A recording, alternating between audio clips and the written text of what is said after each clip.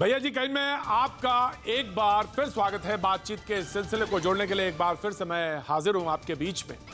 आज बहस कुछ खास है और जो खास है वो मैं आपके सामने रखना चाहता हूं। दरअसल जब बहस शुरू होती है तो अब हम पॉलिटिकल पार्टीज होती है, उनसे बातचीत का सिलसिला शुरू होता है।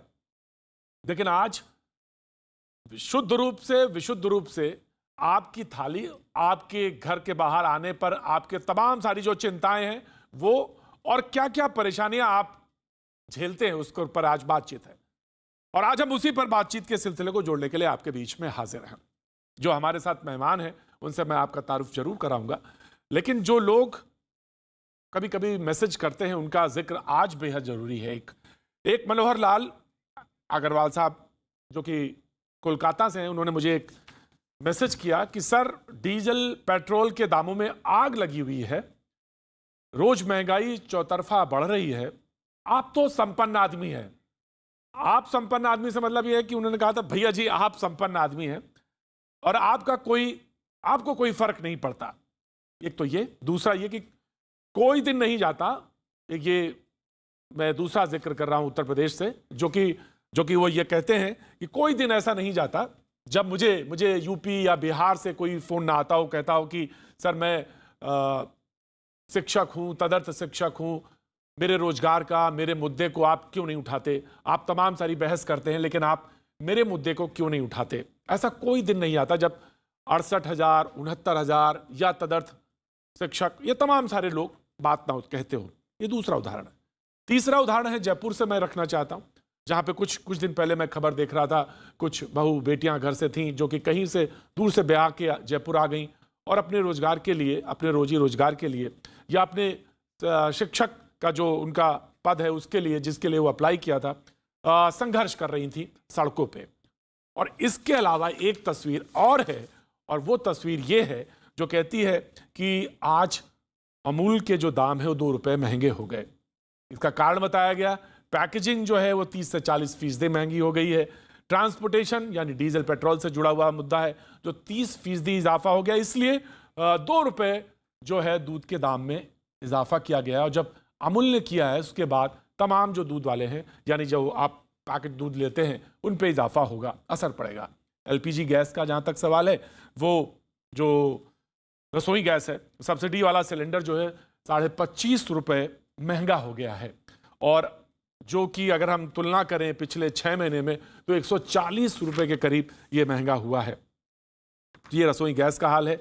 और अगर पिछले 30 नवंबर 2020 से बात करें और 1 जुलाई 2021 तक, तो लगभग 240 रुपये का इजाफा इसमें दिखाई पड़ता है। पेट्रोल डीजल का आपको सबको हाल मालूम है। आज बहस में खास क्या है, मैं इतने देर से जो बोल रहा था, तो बहस में खास क्या है, ये सब कुछ आप जानते हैं क्योंकि रोजमर्रा की जिंदगी में आप इससे रूबरू होते हैं। अमूमन जो बहस शुरू होती है वो पॉलिटिकल पार्टीज के बीच में शुरू होती है। आज पॉलिटिकल पार्टीज के बीच से बहस नहीं है। हमारे जो मेहमान हैं वो लोग हैं जो आपके पास या तो खबर पहुंचाते हैं या वो खबर के हिस्सेदारी में होते हैं, और मैं आज उन्हीं से रूबरू कराना चाहता हूं। मेरे साथ विजय सदाना साहब हैं जो कि अर्थशास्त्री हैं, आज हमारे साथ जुड़ रहे हैं। बहुत बहुत शुक्रिया विजय सदाना साहब। हमारे साथ सिद्धार्थ कलहंस दिखाई पड़ रहे हैं जो आर्थिक पत्रकार हैं और लखनऊ से इनका ताल्लुक है, उनका भी बहुत बहुत शुक्रिया। सिद्धार्थ सिंह साहब हमारे साथ हैं जो कि आर्थिक पत्रकार हैं, हमारे साथ जुड़ रहे हैं, बहुत बहुत शुक्रिया, थैंक यू सो मच। और हमारे साथ प्रोफेसर M.K. अग्रवाल साहब हैं जो कि हेड ऑफ डिपार्टमेंट हैं अर्थशास्त्र के और लखनऊ यूनिवर्सिटी से ताल्लुक है उनका। ये 4 लोग हैं और आज हम इनिशिएट इन्हीं से बहस कर रहे हैं। बाद में मेहमान हमारे साथ और जुड़ेंगे, मैं उनसे आपका तारुफ कराऊंगा। सबसे पहले मैं सिद्धार्थ सिंह आपके पास आना चाहता हूं और आपको 30 सेकंड, अमूमन मैं पॉलिटिकल पार्टी से कहता हूं 30 सेकंड आपके लिए, 30 सेकंड आपके लिए, 30 सेकंड आपके लिए, लेकिन 30 सेकंड सिद्धार्थ सिंह आपके लिए। आखिर दिक्कत क्या है? और सरकार कहती है कि जो आप आंकड़े लाते हैं वो आंकड़े विश्वसनीय नहीं है। वो ये कहती है कि ये आंकड़े जो उनकी तरफ से पॉलिटिकल पार्टीज जवाब देती हैं, बीजेपी खासतौर से, वो विश्वसनीय नहीं है और स्थितियां बेहतर हुई हैं और बेहतर हो रही हैं। हाँ, कोरोना एक ऐसा समय आ गया जिसने बहुत सारी चीजें दिक्कतें डाल दी, ये बात हो भी सकती है, लेकिन 30 सेकंड आपको इनिशिएशन के, उसके बाद विजय सदाना जी आपके पास। सिद्धार्थ सिंह। जी, प्रतीक देखिए, एक जो आपने बात की आँकड़ों की, देखिए ये सरकार का ही आँकड़ा है मई का, कि जो होलसेल प्राइस इंडेक्स है, जिसको कि हम थोक महँगाई दर बोलते हैं, वो रिकॉर्ड स्तर पे है, 13 साल के रिकॉर्ड स्तर पे है, तकरीबन 13% है। तो और इसका सीधा ताल्लुक ये है पेट्रोल, डीज़ल जिनका आपने ज़िक्र किया, पेट्रोल, डीज़ल की बढ़ती कीमतें, क्योंकि वो आपके जो है साथ ही जो फूड आइटम्स हैं, जिनको आप और हम रोज़ अपने आम जीवन में जिनका इस्तेमाल करते हैं, जैसे दालें हैं।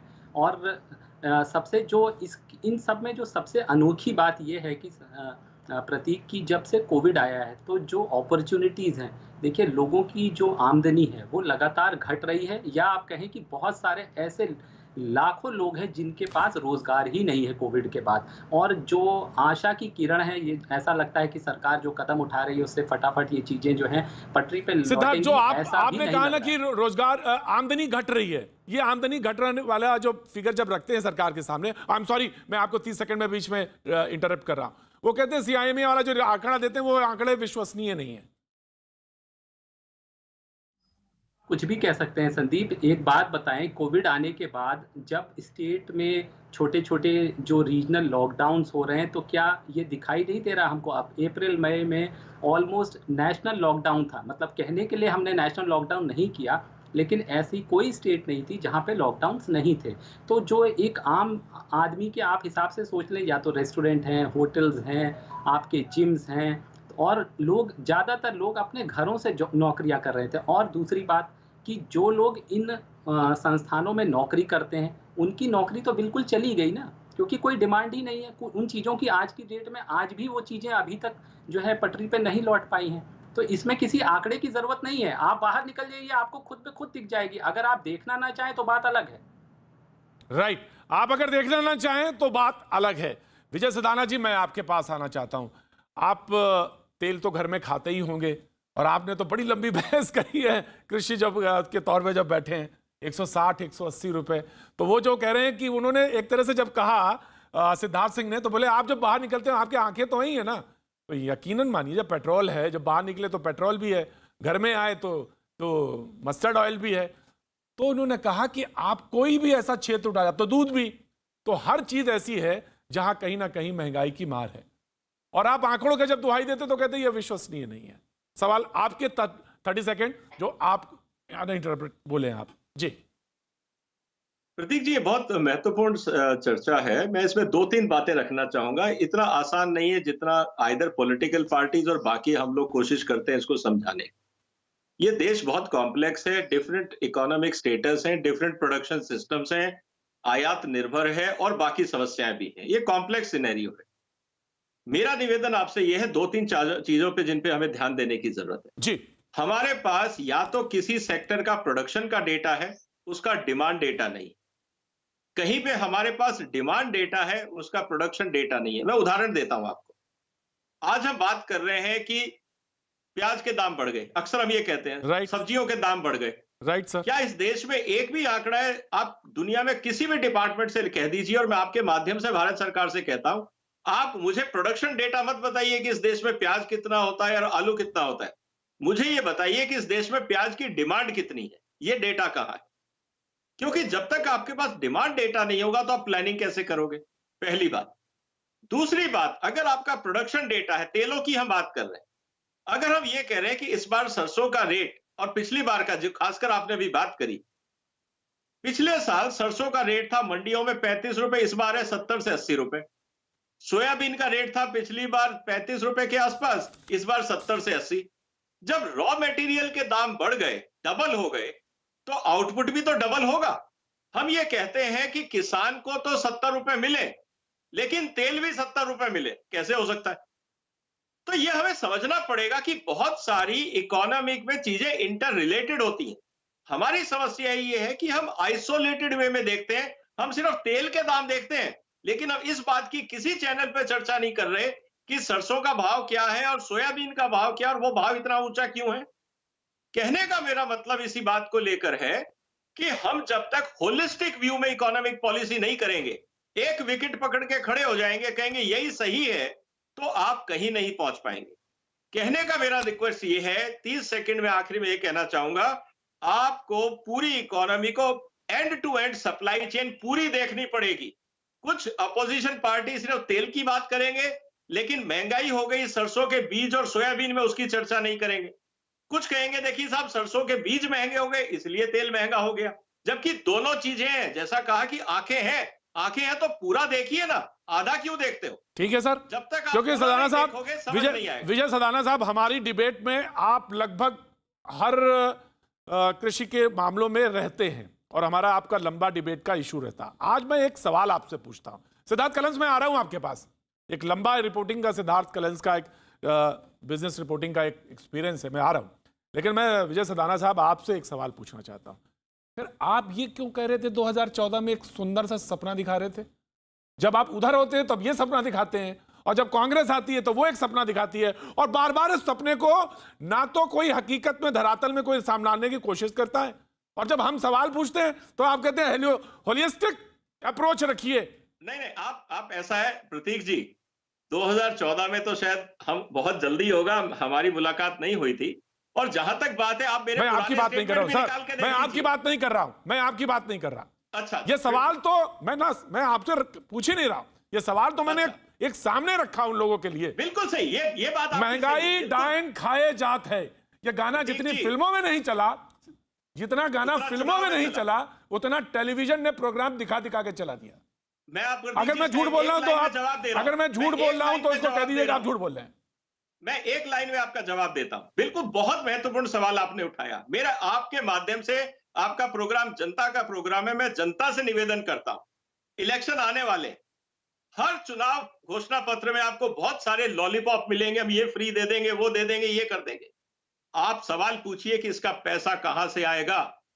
अगर पैसा नहीं है और लॉलीपॉप है, या तो आपको महंगाई के माध्यम से देना पड़ेगा या आपके ऊपर टैक्स बढ़ेगा, जो पेट्रोल डीजल पे। यानी आप आम आदमी पार्टी की तरफ इशारा, मैं तो सीधा सीधा सवाल पूछता हूं, मैं तो आपको आम आदमी पार्टी की तरफ इशारा कर रहे हैं। उन्होंने कुछ फ्री वीज का घोषणा की है, उसको हिसाब देना पड़ेगा, इसका पैसा कहां से है। जो पार्टी लॉलीपॉप दे अपने मैनिफेस्टो में, जनता को सवाल पूछना चाहिए, इसका हिसाब दीजिए, इसका पैसा कहां से निकालोगे। बहुत इंपॉर्टेंट बात आपने कही है, बहुत इंपॉर्टेंट बात कही है। यह बात सच है कि 2014 में हमारी आपकी मुलाकात नहीं थी, लेकिन ये मैं पिछले एक साल की या 6 महीने की बात करें तो उसमें लगातार मुलाकात थी, और ये सवाल पूछना मुझे बेहद लाजमी था सर, आज आपसे लाजमी था ये सवाल। अगर ना पूछता तो ये बेईमानी है, ये बेईमानी है, और ये सवाल पूछना आपसे जरूरी था सिद्धार्थ कलंस। इसीलिए मैं आपसे कह रहा हूं प्रतीक जी, आखिरी लाइन पे मेरे को जाना है दूसरे प्रोग्राम पे। आखिरी लाइन में कहना चाह रहा हूं, जब तक जनता मैनिफेस्टो को पढ़ के सवाल नहीं पूछेगी, हमारी पॉलिटिकल पार्टीज को अकाउंटेबल नहीं बनाएगी, इररिस्पांसिबल पॉलिटिक्स इस देश को बर्बाद कर देगी। राइट, ठीक है, आपने एक बार फिर गेंद उधर ही डाली है कि आप पढ़े और पढ़ने के बाद वोट डालें। हम मतलब ये उनकी जिम्मेदारी नहीं, वो झूठ बोल रहा था बड़े सलीके से, मैं एतबार न करता तो और क्या करता। तो ये सारी जिम्मेदारी आपकी है। अगर 100 रुपए डीजल, 100 रुपए पेट्रोल आप ले रहे हैं तो आप याद रखिए, और फिर अच्छी तरह से उसको नोट करिए, और फिर जब अगली बार वोट डालने जाइए तो इसको भी ध्यान रखिए, ये जिम्मेदारी आपकी है। बहरहाल मैं आगे बढ़ता हूं। सिद्धार्थ कलंस, मैं आपके पास आता हूं और माफी चाहता हूं, क्योंकि 30 सेकंड से ज्यादा विजय सदाना से इसलिए हो गए थे क्योंकि उनको दूसरी डिबेट में जाना था। मैं आपको देता हूं 30 second yours. Thank you so much Vijay Sadana ji, thank you so much Vijay Sadana, sorry Siddharth कलंस। प्रतीक जी, देखिए इस बार की स्थिति कुछ बड़ी विचित्र है। सामान्य तौर पर अर्थशास्त्र में बताया गया है कि जब मांग बढ़ती है तो मांग के साथ कीमत बढ़ेगी, लेकिन यहाँ कुछ उल्टा हो रहा है। ये किसी से छुपा नहीं है कि मांग बाजार में नहीं है, इस वजह से भी बहुत सारी इंडस्ट्रीज में काम उस तरीके से, प्रोडक्शन उस तरीके से नहीं हो पा रहा है और लोगों को काम नहीं मिल पा रहा है, रोजगार पर खतरा हुआ है। लेकिन इसके बावजूद ये जो कॉस्ट पुश इन्फ्लेशन जिसे बोलते हैं, कि अन्य कारणों की वजह से इन्फ्लेशन बढ़ रहा है, वो अन्य कारण सप्लाई चेन के बॉटलनेक हो सकते हैं, फ्यूल के प्राइस उसमें सबसे बड़ा रोल प्ले करते हैं, जैसे अभी आपने अमूल का जिक्र किया। तो इसकी वजह से जो इन्फ्लेशन बढ़ रहा है, और आंकड़ों के विश्वसनीय ना होने की बात कहने वाले, अभी कुछ देर पहले सिद्धार्थ सिंह ने जो आंकड़े बताए, जो फूड इन्फ्लेशन के आंकड़े हैं भारत सरकार ने दिए हैं, किसी हमने आपने नहीं दिए हैं। ये जो होलसेल प्राइस इंडेक्स, इस पे जो इन्फ्लेशन के आंकड़े दिए हैं, ये भारत सरकार ने दिए हैं। इंडस्ट्रियल आउटपुट में जो गिरावट आई है, ये आंकड़े भारत सरकार ने दिए हैं। और इससे बड़ा, पेट्रोल डीजल के दाम हर रोज जब हम और आप पेट्रोल पंप पर खड़े होते हैं तो उसका मीटर बताता है। और एक साल पहले का भी याद आता है और इस दिन का भी याद आता है। तो ये जो महंगाई बढ़ने का इस समय कारण है कि जबकि बाजार में मांग नहीं है, इसका बहुत बड़ा कारण ये फ्यूल प्राइस है, ये कमर्शियल गैस के सिलेंडर, ये वो कंपोनेंट हैं जिनका हर तरह के प्रोडक्शन में अपना रोल है, चाहे वो गैस हो या वो फ्यूल हो, डीजल उसमें खास तौर पर है। तो इस वजह से जो आग लगी हुई है, और खामियाजा कौन भुगत रहा है? वो भुगत रहा है पूरा का पूरा असंगठित क्षेत्र तबाह हो चुका है। अभी सिद्धार्थ सिंह ने कहा कि अघोषित लॉकडाउन पिछले कई महीनों से लगातार चलता रहा। इस अघोषित लॉकडाउन में जितना भी छोटा काम करने वाला व्यक्ति था वो तबाह हो चुका, उसके रोजी रोजगार छिन चुका, उसके जेब में पैसे नहीं है। सारे आर्थिक पैकेज जितने भी आए, इन किसी आर्थिक पैकेज ने कोई भी नकदी के हस्तांतरण वाली कोई स्कीम नहीं लाई, किसी भी आदमी की जेब में पैसे नहीं डालेगी ताकि वो बाजार में निकल के खर्च कर। सिद्धार्थ, मैं एक सवाल आपसे करता हूं जी। आप आर्थिक जगत के पत्रकार हैं और एक सवाल आपसे जरूर बनता है, वो ये सवाल बनता है, लोगों ने कहा कि पेट्रोल डीजल का तो प्रोडक्शन बढ़ गया लेकिन दाम जो है वो बढ़ गए एकदम से, कंजम्पशन जो था वो नहीं रहा उतना।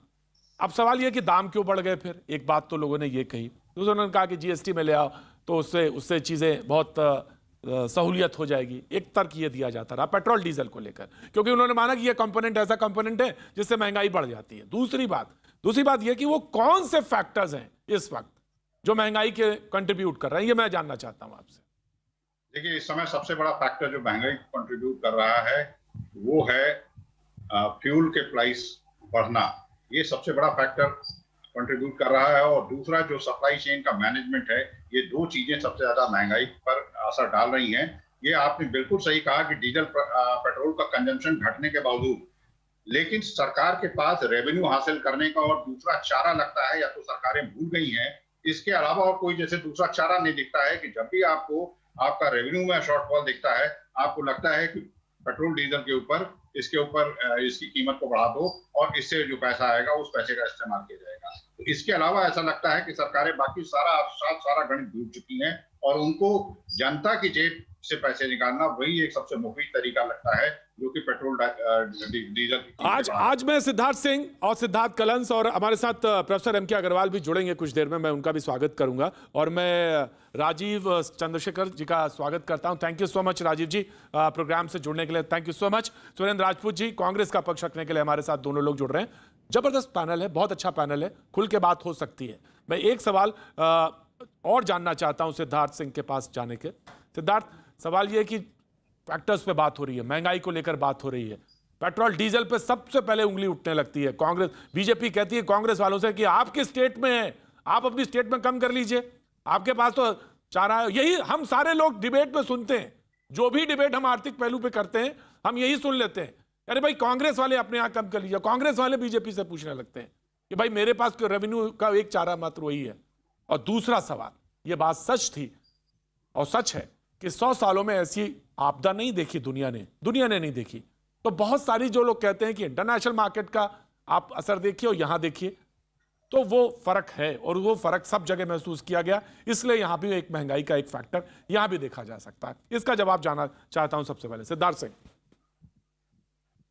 अगर आप बात ये कर रहे हैं कि पेट्रोल प्राइसेस क्यों ज़्यादा हैं हमारे यहाँ, सीधा सा रीज़न है संदीप। देखिए, यहाँ पे भारत सरकार हो चाहे स्टेट गवर्नमेंट्स हैं, दोनों के लिए बड़ा एक कन्वीनियंट तरीका है पेट्रोल और डीजल पे जो है टैक्सेस लगाइए और बड़े आसानी से जो है आप रेवेन्यू कलेक्ट कर लेते हैं। देखिए क्या हुआ ये है प्रतीक कि 2014 में जब यूपीए सरकार आई, एनडीए सरकार आई, तो तेल के दाम भी जो है गिरे। तो उस समय ये हुआ कि कुछ उन्होंने जो है एक्साइज ड्यूटी बढ़ाई और कुछ हम जो कंज्यूमर्स थे वो उनको पास ऑन कर दी, रेट घटा दिए।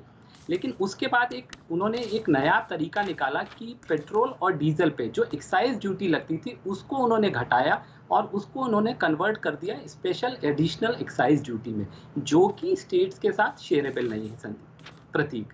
तो उसके बाद हुआ क्या, और स्टेट्स क्या है प्रतीक की वो लगाते हैं एड वैलोरम ड्यूटी। आज की डेट में पेट्रोल और डीजल पे तकरीबन 200% टैक्स है।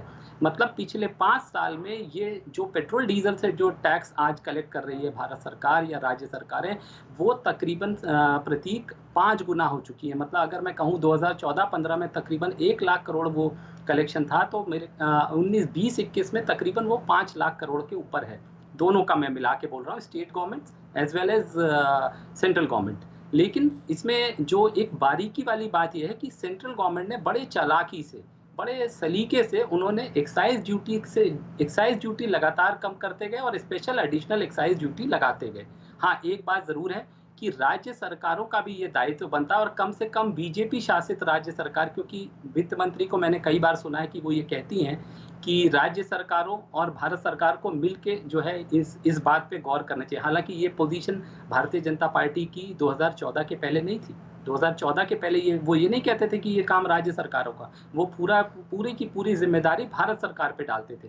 तो मुझे लगता है प्रतीक, उनको करना ये चाहिए था कि दोनों को मिल बैठ के साथ बैठना चाहिए। आज अगर आप 200% टैक्स है पेट्रोल और डीजल पे, अकेले पिछले साल भारत सरकार ने 3,80,000 करोड़ रुपए जो है कलेक्ट किए पेट्रोल और डीजल से। अच्छा, एक और बात, आप ठीक है, आपको लगता है ये आसान तरीका है, आज कोविड की वजह से आपके पास रिसोर्सेज का क्रंच है, लेकिन आप एक बात बताइए कि आज आम आदमी पे आप दोहरी मार रहे हैं। उसके पास काम नहीं है, उसके पास आमदनी का जरिया नहीं है, आगे उसको भविष्य नहीं दिखाता है, कोविड का डर बना हुआ है लगातार।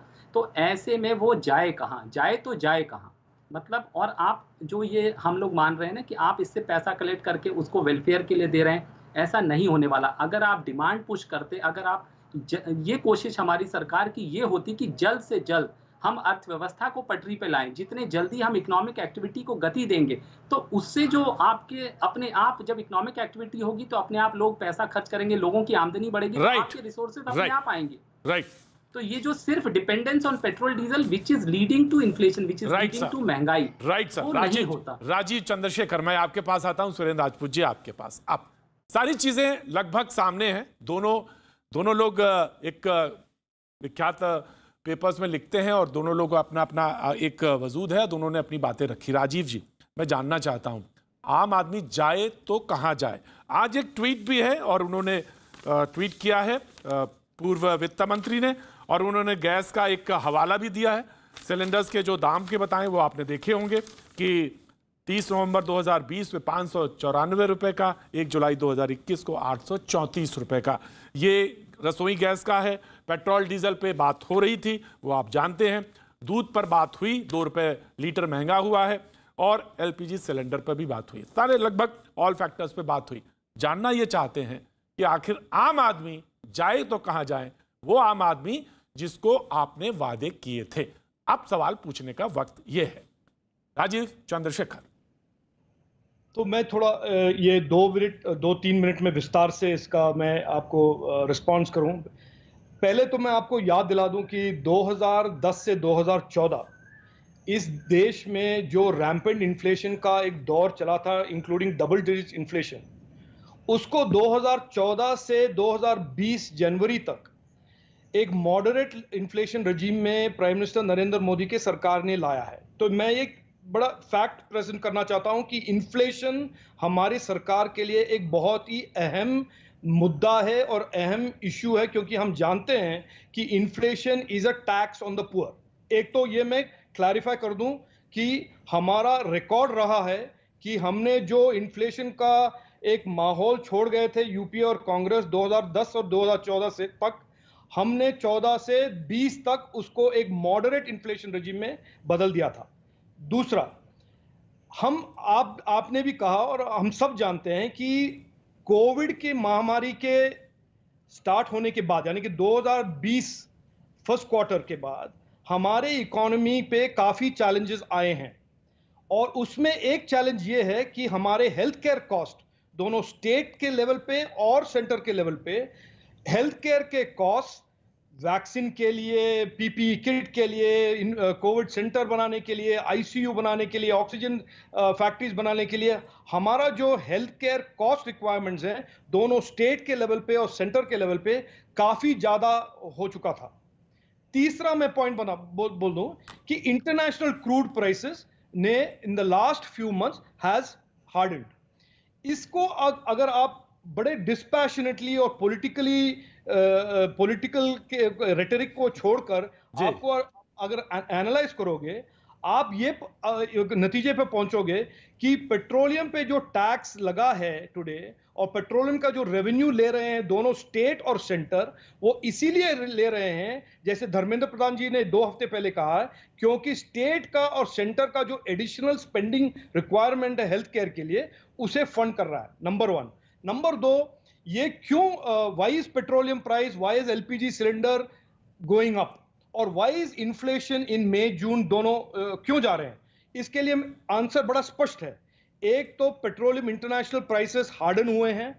दूसरा, जो आपके एक पैनलिस्ट ने कहा है कि लॉकडाउन के कारण जो सप्लाई चेन्स के डिसरप्शंस हुए हैं, उसके इन्फ्लेशन के ऊपर, कमोडिटी प्राइसेस के ऊपर डायरेक्टली रेलेवेंट इंपैक्ट है। और हमें अगर इन्फ्लेशन को देखना है, आप सरकार को 2-3 महीने और दे दीजिए। जब ये इश्यू वैक्सीनेशन का और ये हेल्थ केयर का जो महामारी का जो इमरजेंसी है देश के ऊपर थोड़ा सेटल हो जाता है, तभी हम देखेंगे कि इन्फ्लेशन। राजेश जी, इसके लिए तो आपने एलोकेशन अलग किया है ना, वैक्सीनेशन के लिए तो एलोकेशन आपने अलग किया है ना। वैक्सीनेशन के लिए एलोकेशन किया है, लेकिन उसका फंडिंग और health care, vaccination is not the only issue for health care. Hospital को फंड करना है। कल जो सरकार ने एक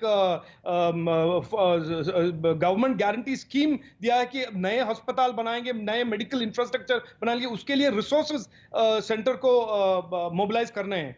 तो ये जो पैसा आज के दिन सरकार इकट्ठा कर रहे हैं, दोनों स्टेट सरकार और सेंट्रल सरकार, मैं ये नहीं कह रहा हूं कि ये ओनली सेंट्रल सरकार, दोनों सरकारें, क्योंकि वो सब जानते हैं आज के दिन में डिस्पैशनेटली अगर हम एनालाइज करें, राइट कि सर, प्रायोरिटी हमारे सामने है कि हेल्थ केयर का जो इन्वेस्टमेंट। राजीव जी, मैं बस सिर्फ एक छोटा सा सवाल ना, इसको पॉलिटिकल डोमेन में मत ले जाइएगा, बिल्कुल पॉलिटिकल डोमेन में इस सवाल को बिल्कुल मत ले जाइएगा। And I know you very well.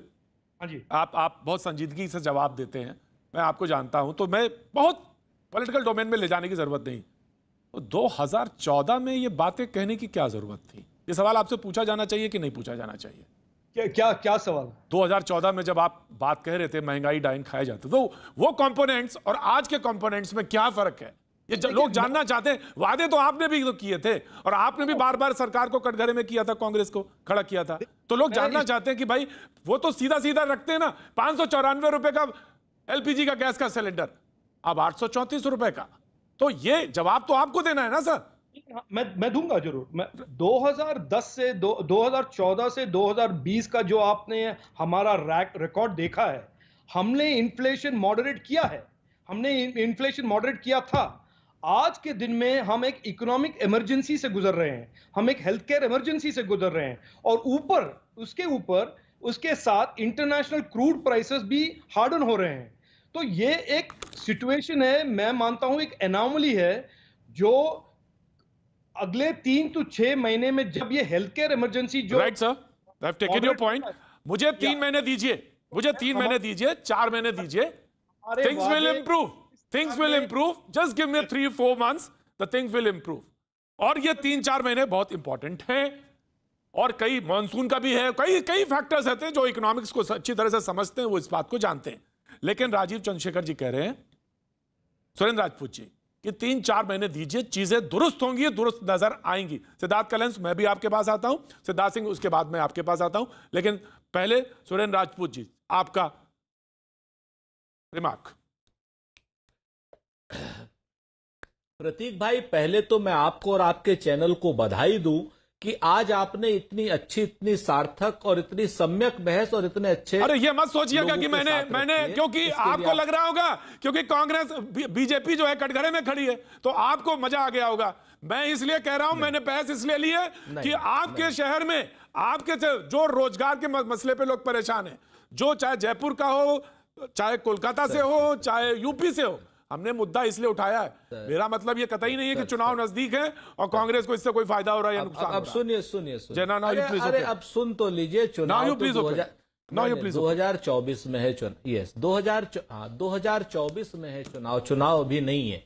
अब आप 2 बातें करिए, मैं आपको 2 बातें राजीव चंद्रशेखर जी से सीधी सीधी पूछता हूं। पूछिए। पहले तो कहते हैं ना कि हमने तो पासे अदब में बंदा परवर कह दिया, और वो समझे कि सच में बंदा परवर हो गए। आप तो समझ जाएंगे बंदा परवर भगवान को कहा जाता है, राजीव चंद्रशेखर जी को आप बता दीजिएगा कि बंदा परवर है नहीं, वो उनको कहा था।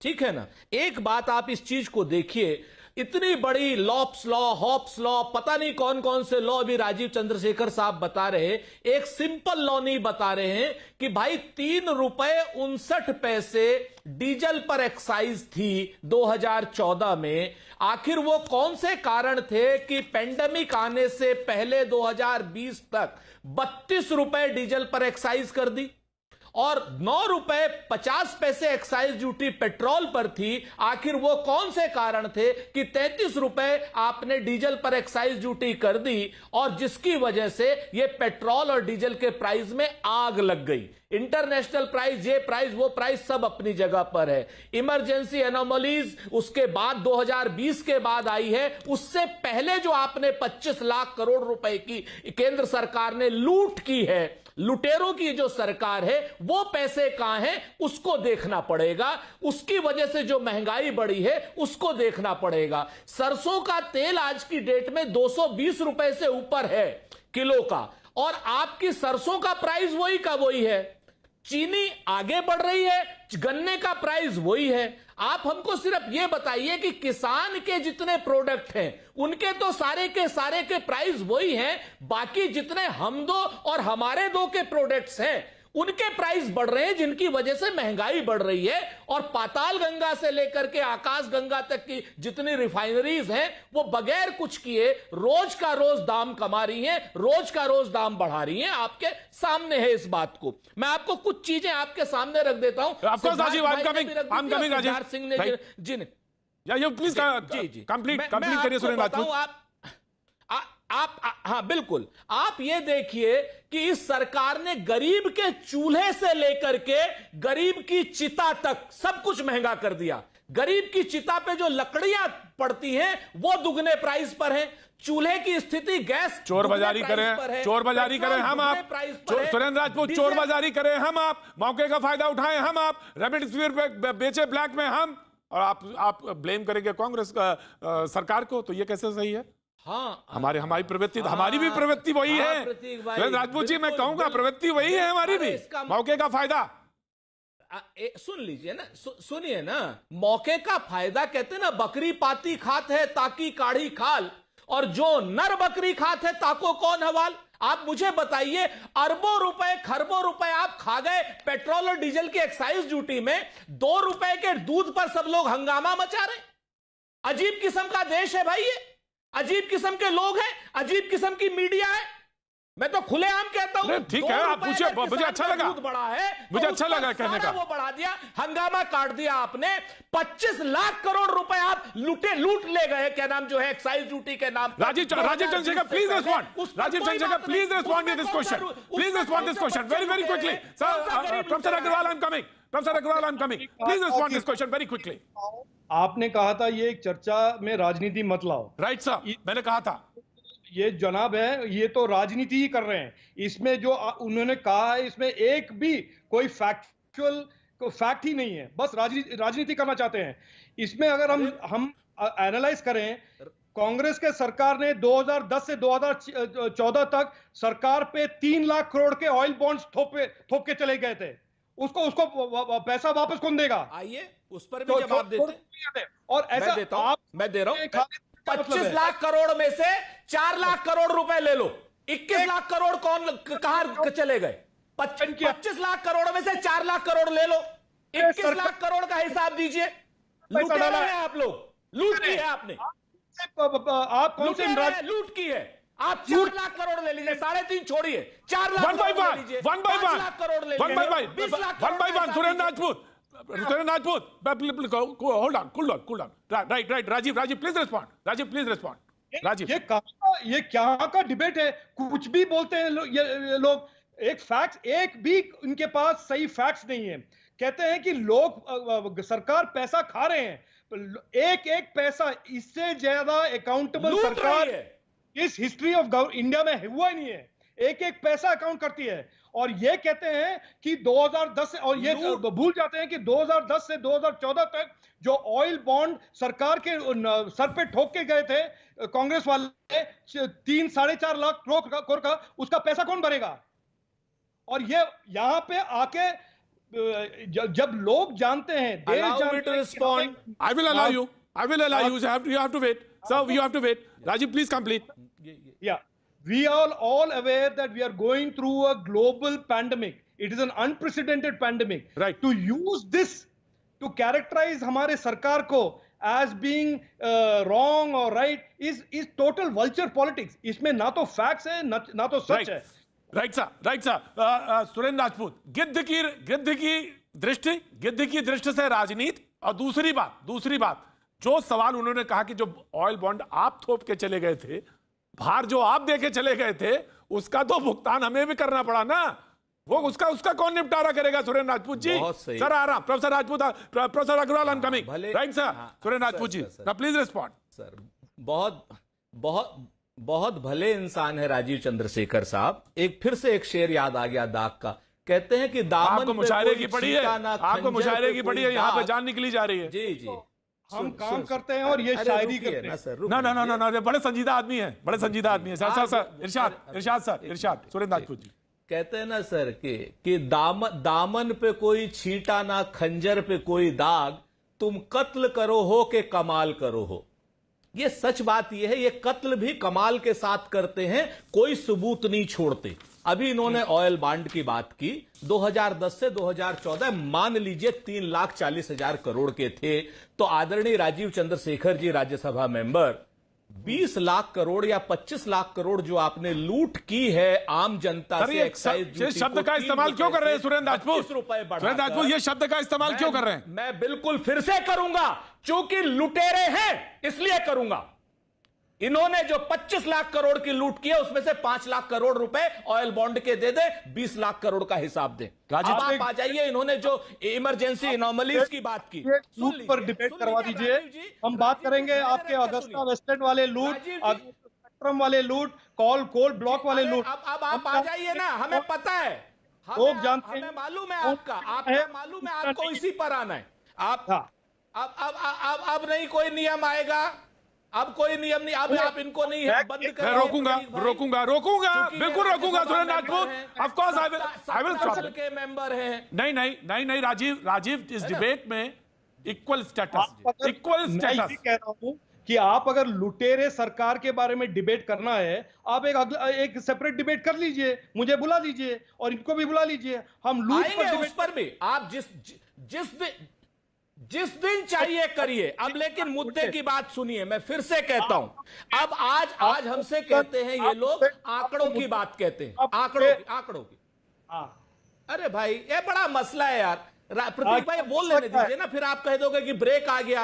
आप ऐसे एड अर्नर हो, 20 मिनट का ब्रेक आ जाएगा आपका। अब आप 2 मिनट सुन लीजिए। अच्छा सुरेंद्र जी, आपको बोलना हो तो ठीक, हमारे ब्रेक में आपको चिंता है। अरे भाई, मेरा भी तो ब्रेड आएगी, मेरी ब्रेड बटर का कौन इंतजाम करेगा? मेरी ब्रेड बटर का तो ऐड ही करेगा, जनरेशन वहीं से होगा। Sir I am coming sir, Surendra Rajput I am coming sir. बहुत अच्छी बहस है, of course I will give you chance.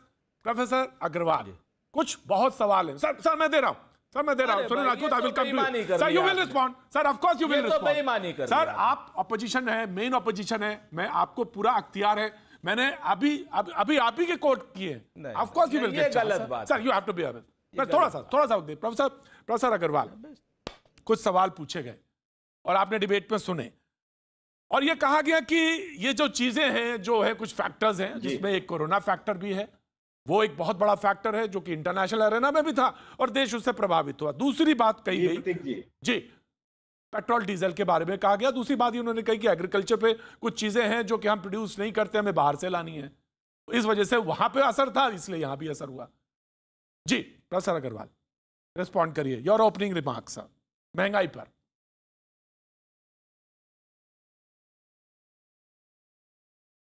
Sir आपको आवाज आ रही है? प्रोफेसर अग्रवाल, प्रोफेसर अग्रवाल,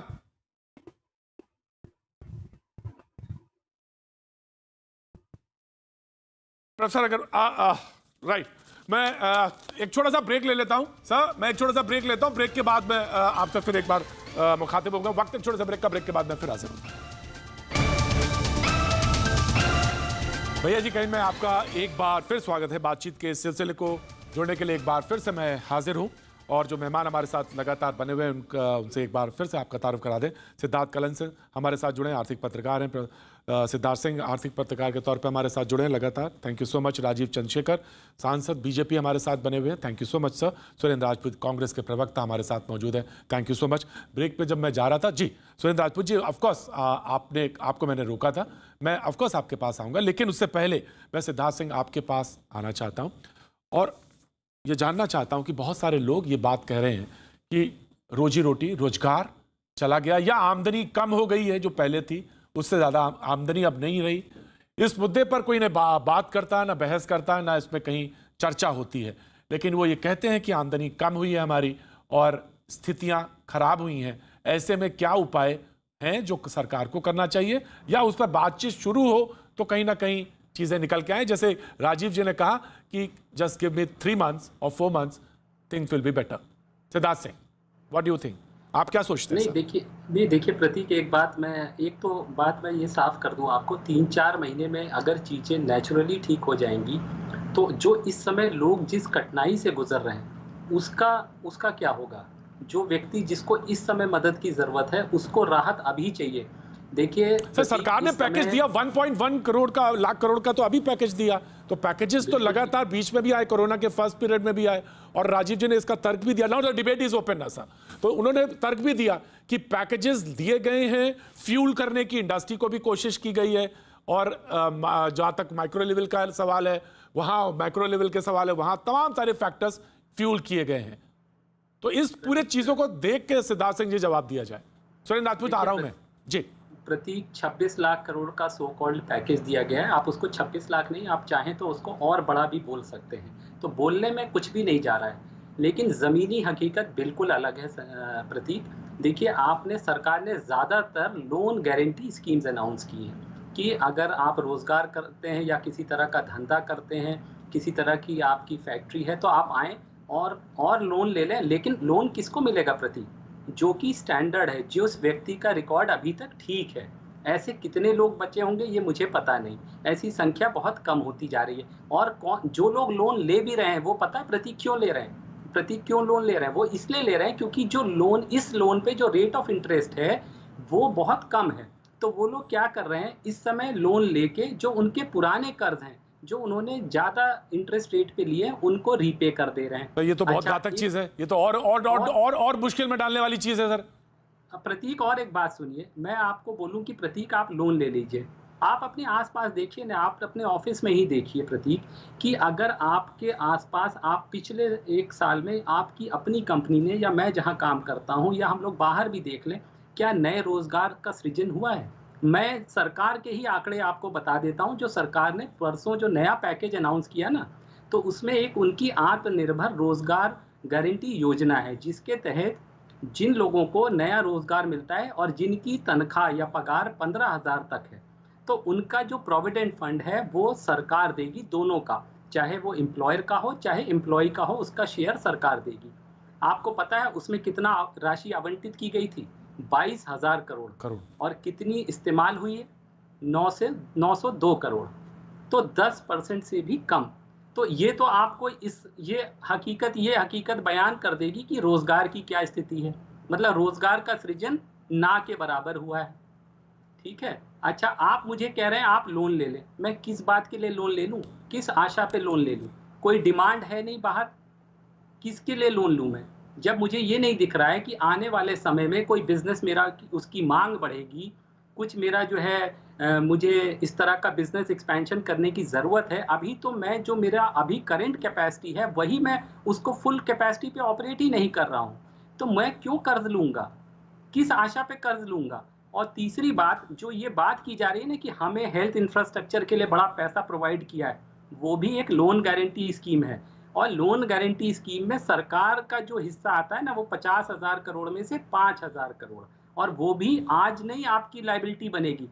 प्रतीक, आज तो आप लोन लेंगे, 3 साल बाद आपकी रीपेमेंट साइकिल शुरू होगी, उसके बाद आप डिफॉल्ट करेंगे, तब सरकार की लायबिलिटी आएगी, तब आपकी जो गारंटर है सरकार, तब उसको वो जो है गारंटी का पैसा देना पड़ेगा। और इसमें एक सबसे मजेदार बात आपको ये बताऊं कि ये लोन गारंटी भी सरकार को क्यों करनी पड़ी, क्योंकि आपने ऐसा नैरेटिव बनाया 2014 से कि बैंकों ने 2014 के पहले अंधाधुंध कर्ज बांटा। तो हुआ ये कि बैंकों ने कहा भैया माफ करो, सबसे अच्छा ये है कि कर्ज दो ही मत। तो दे बिकेम, एक वर्ड है अंग्रेजी में, क्रेडिट अवर्स। उन्होंने कहा कर्ज देना बंद कर दो, क्योंकि अगर आप कर्ज दोगे तो आप पर बेवजह जो है तलवार लटकी रहेगी कि साहब आपने गलत आदमी को कर्ज दे दिया। तो दूसरा संदीप, मैं इसको एक प्रतीक, मैं इसको एक और लाइन में अगर आपको इसको मैं बोलूं तो देखिए 2014 के बाद लगातार जो आज समस्या है ना कि आप पेट्रोल डीजल पे इतना टैक्स लगा रहे हैं, क्योंकि इसकी सिर्फ एक कारण है, poor management of the economy. और आज भी सरकार ये मानने को तैयार नहीं है कि हमसे गलती हुई है, हम कोर्स करेक्शन कर ले। राइट राजीव, है ना। हम मैं सुरेंद्र राजपूत, मैं आ रहा हूं बिल्कुल। वैसे चांस आपका है सुरेंद्र राजपूत, लेकिन राजीव को जवाब देना पड़ेगा, राजीव ही जवाब देंगे। जी राजीव चंद्रशेखर। बहुत मैं सुरेंद्र राजपूत दे रहा हूं, बुरा मानने की जरूरत नहीं है, बुरा मानने की जरूरत नहीं है सुरेंद्र राजपूत, बिल्कुल नहीं। मैं उसके बाद तुरंत आपके पास आऊंगा। जी जी। लेकिन देखिए, अगर आपका पैनलिस्ट का ये कहना है कि आज का सिचुएशन को आप नाप तोल कर एक्स्ट्रापोलेट कर देंगे कि एक पुअर मैनेजमेंट ऑफ इकोनॉमी है, ये उनका व्यू रहेगा, मैं तो सहमत नहीं हूं। We will have a difference of opinion. मैं मानता हूं जो सरकार ने 2014 से बैंकिंग सिस्टम और फाइनेंशियल सिस्टम को कंप्लीटली निपटा है, जो क्रोनी कैपिटलिज्म था उसको निपटा है, जो अनप्रेसिडेंटेड लिक्विडिटी हमारे बैंकिंग सिस्टम में क्रिएट किया है उसको बनाया है। मैं मानता हूं कि गवर्नमेंट ने economic management was clearing up all the mess that was created up till 2014। एक तो वो, दूसरा ये डिबेट करना कि was the package big enough, छोटा है बड़ा है, मैं उसमें पढ़ना नहीं चाहता प्रतीक जी। मैं ये कहूंगा कि जो आज ये जो पैनलिस्ट कह रहे हैं, यही जून 2020 में कहा गया था कि we are in bad shape, we are in trouble, -23.7 economic contraction हुआ है। आपने देखा है कि because of the packages of Narendra Modi ji सरकार, कैसे हमारी इकोनॉमी पहले लॉकडाउन के बाद robustly strongly grew back. It grew back to a stage till the second wave hit us. और सेकेंड वेव के बाद एक और लॉकडाउन हुआ, और उस लॉकडाउन का एक नतीजा है, लॉकडाउन का इंप्लीकेशन है। तो मैं इसमें पढ़ना नहीं चाहता हूं, और ये एक लंबा सा एक डिबेट, एकेडमिक डिबेट हो जाएगा कि मेरा मानना यह है इकोनॉमिक मैनेजमेंट थियरी, आपका मानना यह है इकोनॉमिक मैनेजमेंट थियरी। और दिल्ली में मेरा मानना यह है कि हर आदमी के पास एक ओपिनियन है कि क्या सही है क्या गलत है इकोनॉमिक मैनेजमेंट। जी, इस पे पढ़ना चाहता हूं। राइट। सिद्धार्थ कुछ कहना चाह रहे थे। Siddharth, very quickly. एक और बात में, ये जो ऑयल बॉन्ड्स का बहुत लंबा चौड़ा एक हवाला दिया जा रहा है ना, ये केवल अमाउंट जो है भारत सरकार को जो इंटरेस्ट देना है वो 7,000 करोड़ है। और जो तत्कालीन सरकार ने एक काम किया है ना, जो सरकारी बैंकों के जो एनपीए थे वो कैसे कम हुए, उनमें हमारे आपके टैक्स का पैसा रिकैपिटलाइजेशन बॉन्ड्स के द्वारा उन सरकारों को पैसा देके उन एनपीएस को घटाया गया है। और उसकी आज देनदारी, और उसकी प्रतीक क्या देनदारी है आज? उसकी देनदारी है 25,000 करोड़। अगर आप चाहें तो इस साल के बजट में जाके उसको चेक कर लें। राइट। सुरेंद्र राजपूत, बगैर किसी लाग लपेट के, सुरेंद्र राजपूत जी। 3-4 बातें मेरे को कहनी है। मैं तो भाई राजीव जी बड़े इकोनॉमिस्ट टाइप की बातें कर रहे हैं, हमें तो बहुत साफ सी बात है कि 2-3 चीजें बताएं।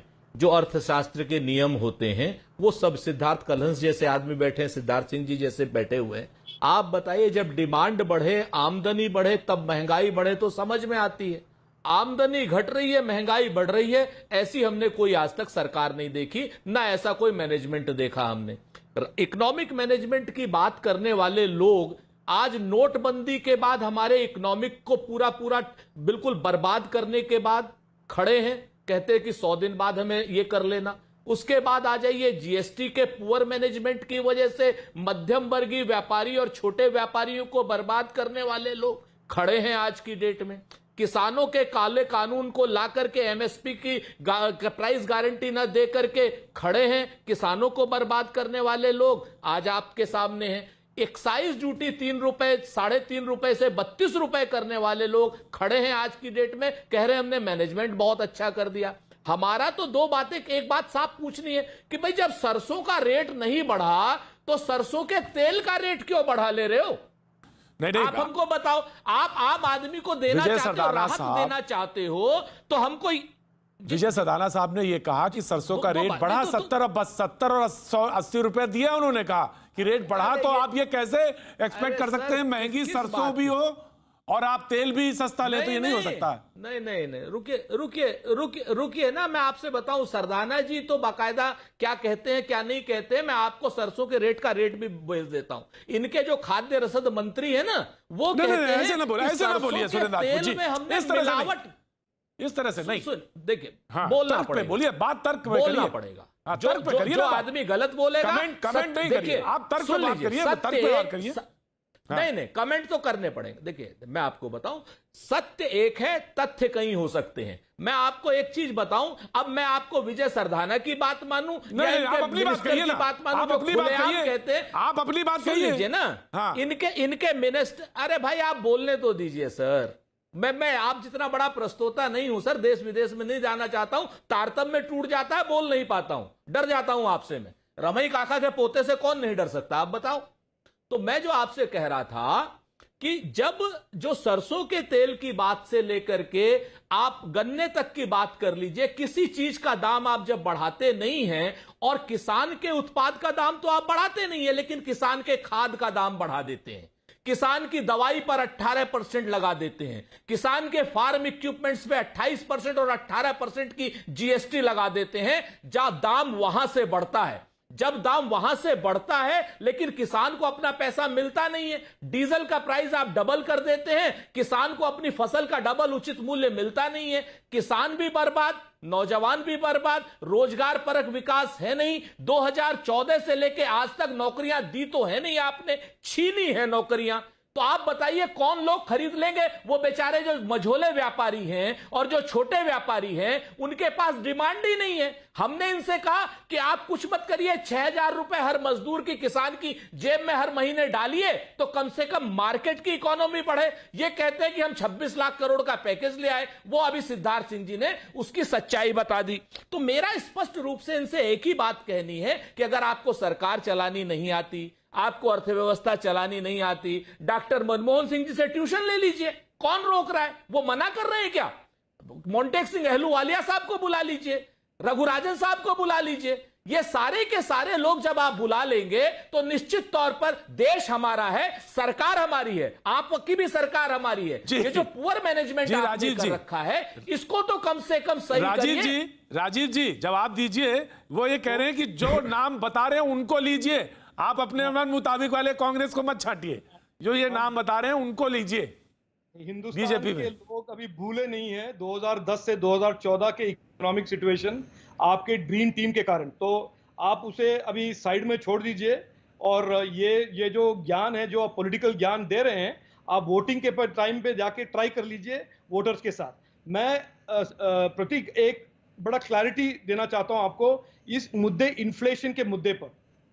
एक कोट है from a very senior economist, India's inflation is being driven by non-domestic factors.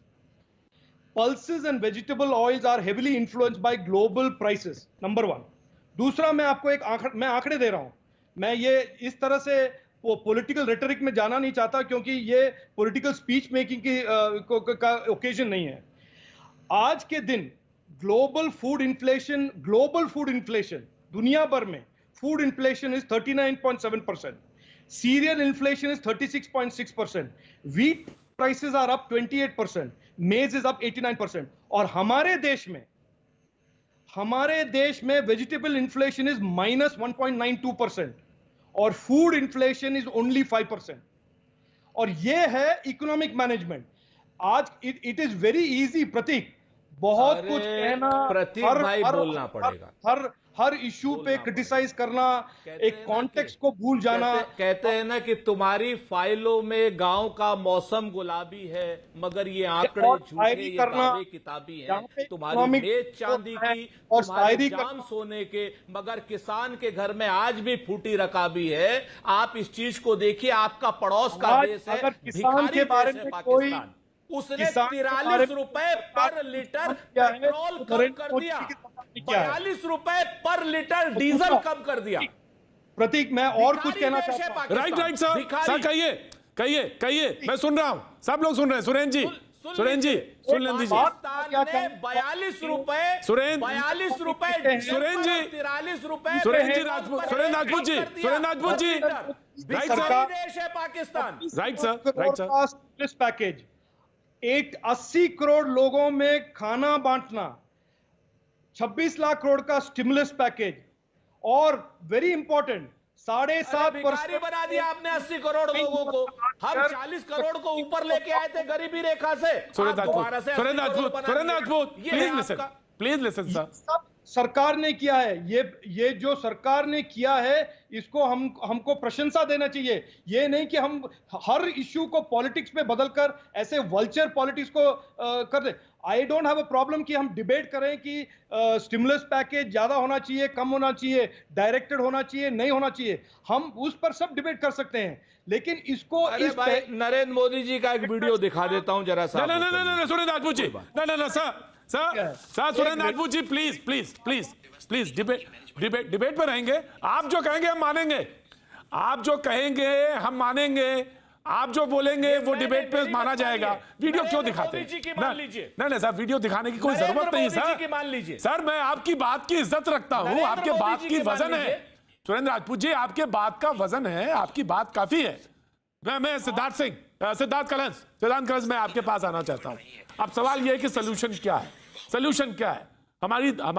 हम लोगों ने कहा कि लिक्विडिटी कम है, लोगों ने कहा कि सरकार को इस तरफ सोचना चाहिए, करेंसी की तरफ सोचना चाहिए, डालना चाहिए। आखिर क्या सोल्यूशन है, किस तरफ बढ़ना चाहिए, ये सवाल है। सिद्धार्थ कलंस, समस्याएं तो सामने जी। देखिए प्रतीक जी, जहां स्टिमुलस पैकेज की बात, स्टिमुलस की बात बताई राजीव चंद्रशेखर जी ने, और उसका सही जवाब दिया सिद्धार्थ सिंह ने कि स्टिमुलस पैकेज यानी कि जो आर्थिक पैकेज दिया गया, राहत पैकेज जो दिया गया, उस पैकेज की सच्चाई क्या है।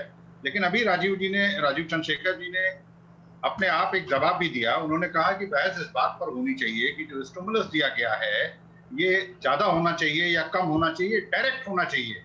तो सबसे बड़ी बात है, उसी तरफ आते हैं कि डायरेक्ट होना चाहिए, यानी कि नकदी का सीधा स्थानांतरण, गरीब की जेब में पैसा जाना चाहिए। सुरेंद्र राजपूत जी की पार्टी ने लाई थी एक योजना, इनकी थी क्या नाम है उसका, न्याय योजना। अरे मैं कहता हूं उसका नाम गाय रख दो, आय रख दो, कुछ भी रख दो, लेकिन गरीब के जेब में इस समय सीधे तौर पर नकदी दिए जाने की जरूरत है। जब गरीब की जेब में नकदी जाएगी तो मांग में इजाफा होगा, और मांग में इजाफा होगा तो इकोनॉमी को रफ्तार मिलेगी। Right Siddharth, very good suggestion. आपकी अपनी बात थी, आपने रखी, लेकिन मुझे एक बेहद अच्छी बहस को बीच में रोकना पड़ेगा, क्योंकि आर पार का वक्त हो रहा है और अब उस तरफ रुख करेंगे। लेकिन कल फिर होगी आपसे मुलाकात।